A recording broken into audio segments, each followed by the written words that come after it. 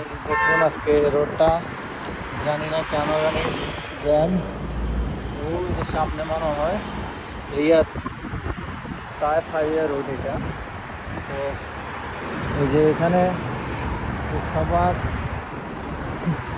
ভয়ের কারণ সৌদি আরবের ক্রাশ। এই যে ক্যামেরা দেখুন কীভাবে লেগে রয়েছে ক্যামেরা, আর এখানে রোডটা জাম আজকে। তাহলে সৌদি আরব তায়েফ হাওয়াইয়া।